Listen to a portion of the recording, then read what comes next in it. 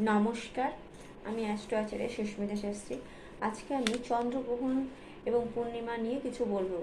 প্রথমেই বলছি যে 17ই ফাল্গুন সন্ধ্যা 5:44 হইতে 18ই ফাল্গুন 4:49 পর্যন্ত পূর্ণিমা থাকছে। আর 18ই ফাল্গুন 3রা মার্চ মঙ্গলবার পূর্ণগ্রাস চন্দ্রগ্রহণ।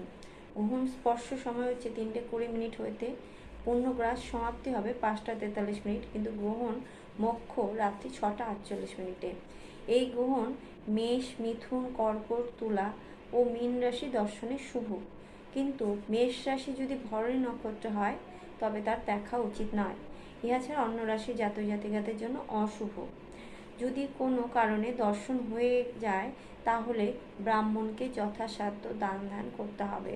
সুতরাং আপনারা না দেখাটাই ভালো, কেন সবার পক্ষে সবসময় সব কিছু করা সম্ভব হয় না। সুতরাং গ্রহণ যতটা না দেখবেন ততটাই মঙ্গল। এবং এই সময় আপনারা কাজ করতে পারেন, ধ্যান করতে পারেন, পূজা অর্চনা করতে পারেন, যে যার ইষ্ট দেবতার নাম স্মরণ করতে পারেন, তবে অনেকটা আপনারা ভালো থাকবেন, সুস্থ থাকবেন। আর নমস্কার। আমার ভিডিওটা যদি ভালো লাগে অবশ্যই কমেন্ট করবেন এবং লাইক শেয়ার করবেন, এবং কী জানতে চান সেটাও লিখবেন। যারা যারা এখনও সাবস্ক্রাইব করেনি তারা সাবস্ক্রাইব করবেন।